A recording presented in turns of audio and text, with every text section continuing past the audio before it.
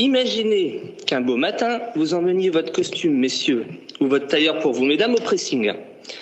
Imaginez que vous allez le rechercher le soir, dans le même pressing, mais que de la taille L ou XL, il est rétréci pour ne plus faire qu'une taille S, voire XS.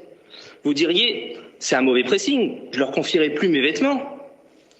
Eh bien, l'Union européenne actuelle, c'est un peu comme ce mauvais pressing, mais qui fonctionne avec le bon argent des Français. Oui, l'argent des Français, du bon argent gagné par les Français, à la sueur de leur front et quelquefois de leurs larmes, grâce à leur ingéniosité et leur courage, le fruit d'un dur labeur.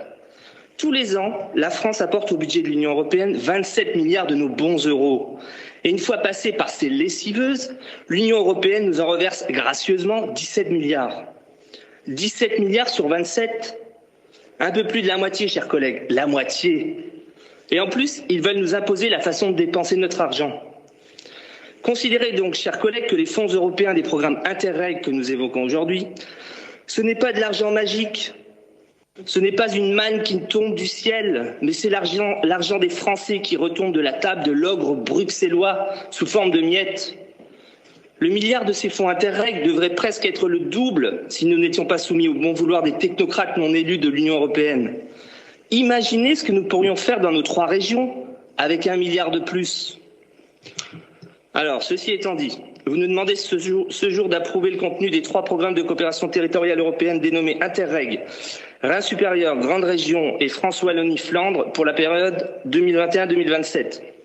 En premier lieu, nous nous étonnons que vous nous demandiez d'approuver le contenu de programmes qui ne sont pas définitifs.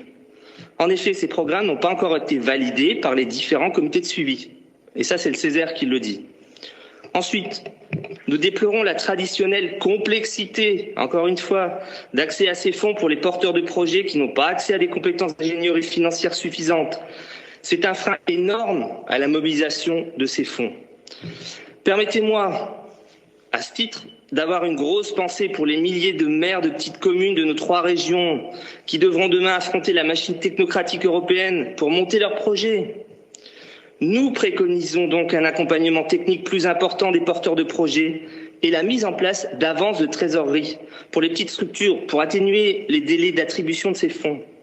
Enfin, ce que vous nous proposez à travers les priorités de ces programmes ne nous fait pas rêver, pas espérer. Sur 4 des 5 programmes Interreg, votre première priorité, c'est l'adaptation au changement climatique. L'adaptation au changement climatique. Alors, vouloir tout repeindre en vert pour cacher la misère de vos politiques ne suffit pas. Il faut plus d'allant, plus d'ambition, plus de volonté. La première des priorités que nous vous proposons, c'est de flécher ces fonds pour démétropoliser nos 3 régions. Parce que démétropoliser, c'est préparer la France de demain pour la réindustrialiser. Ensuite, il faut à minima doubler nos investissements en recherche et développement, en bonne intelligence avec nos voisins, car la recherche d'aujourd'hui, ce sont les emplois de demain. Ces fonds Interreg devraient être destinés à créer des programmes type Airbus régionaux. Aussi, puisqu'Interreg évoque la thématique de la sécurité, il ne faut pas la limiter aux risques naturels. Il serait ainsi judicieux de mettre en œuvre des fonds européens pour la sécurisation de nos frontières. Par exemple, pour soutenir le dispositif de douane volante, par exemple. Enfin, sur le fondement même de ces programmes de cadrage, posons-nous la question.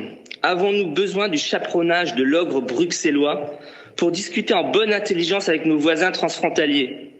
Les priorités de Bruxelles ne sont pas les nôtres. En conséquence, votre démarche qui consiste à nous demander de tout approuver en bloc et par avance n'est pas pour nous admissible. Le bon sens nous impose d'évaluer la pertinence des projets un par un à l'aune de leur utilité pour nos concitoyens. Nous soutiendrons toujours les projets qui bénéficient à la France, mais nous ne vous accorderons pas le blanc-seing que vous nous demandez et nous nous abstiendrons donc sur le vote de ce rapport.